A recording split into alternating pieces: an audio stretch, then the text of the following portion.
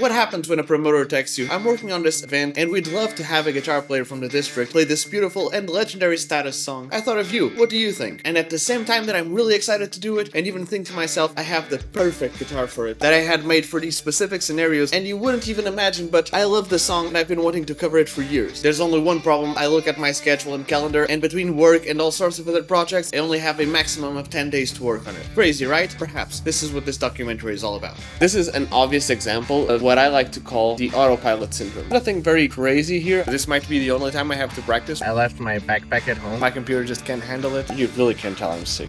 So update, it sucks ass. It sounds really, really bad. Gonna have to figure out another solution.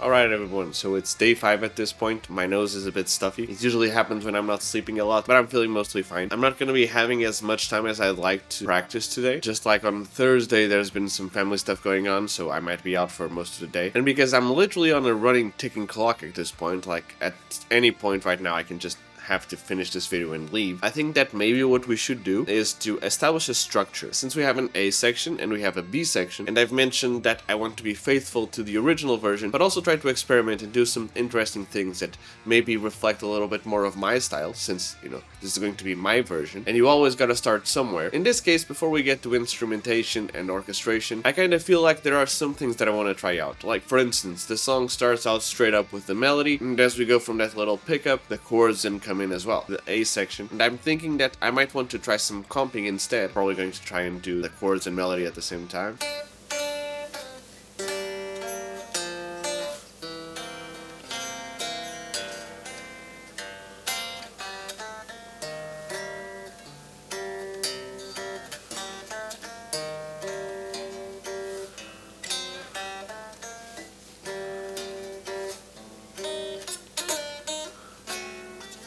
And maybe repeat that like once or twice to then move up to the B section.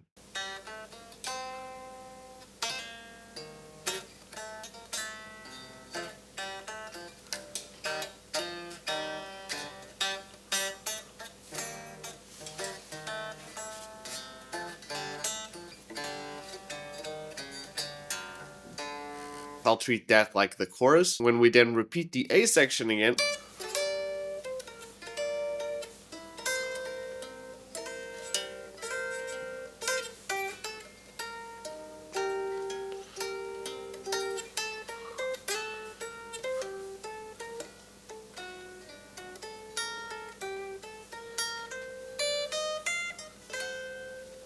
something like that, and then even maybe do like, I think I mentioned it in the first day or maybe the second day, we can do some chromatic bits.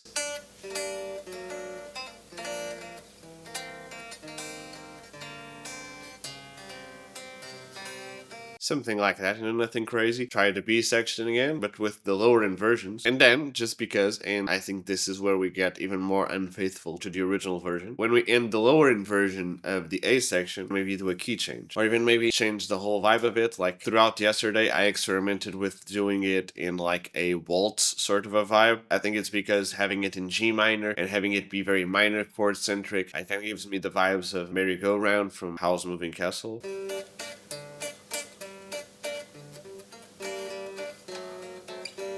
Like maybe doing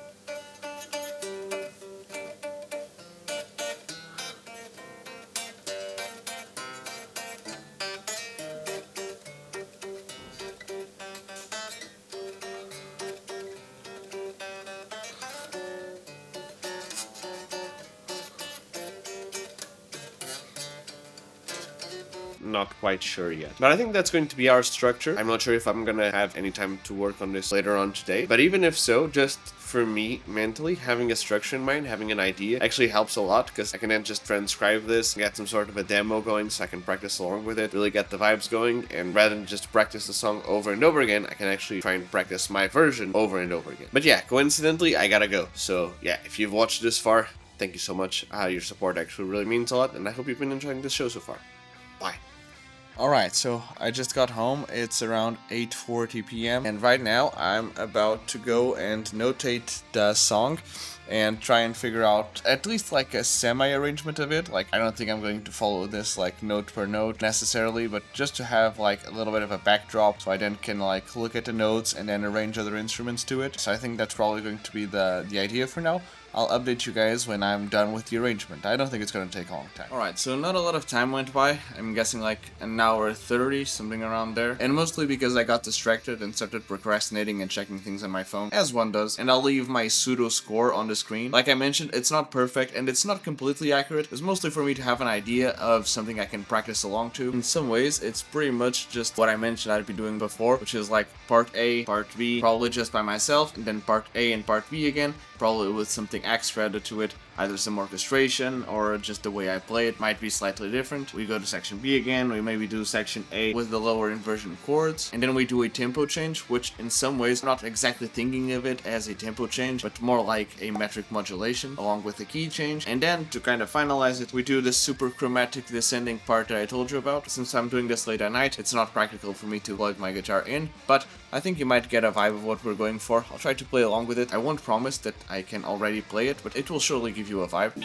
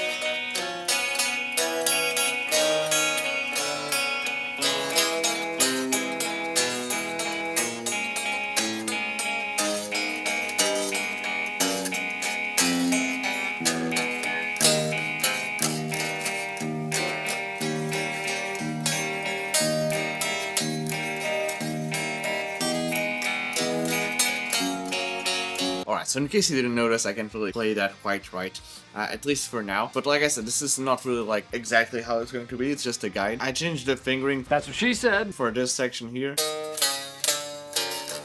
to start with G, go to the 6 with the flat 7, then land on the 5 chord. And then the super chromatic part, kind of the same melody vibe-ish, we're starting on the same chord.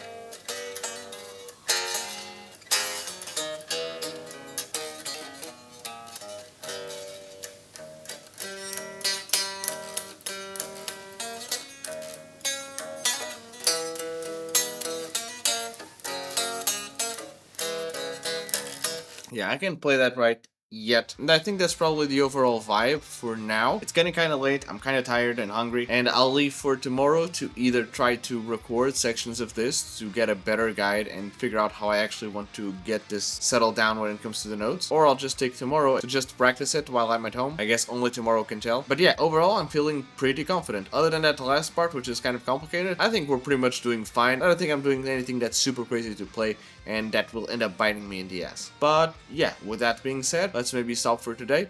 Thank you for watching so far if you've watched so far.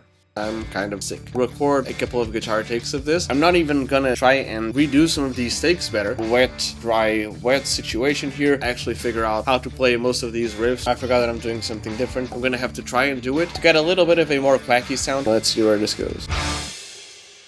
Hello there. So I don't know if you know, but this is part of a documentary I made. Now, you can hypothetically just wait a couple of days until a new shorter video where it's all segmented down will come out, or you can just go into my YouTube channel and watch the full documentary, which was honestly how I envisioned this content to go, but not everyone's going to go watch a long documentary, so yeah, either go watch the documentary or just wait a couple of days. Don't forget to leave your thoughts in the comment section below, and leave a like, comment, subscribe, follow, and stay tuned for more if you want to indeed stay tuned for more.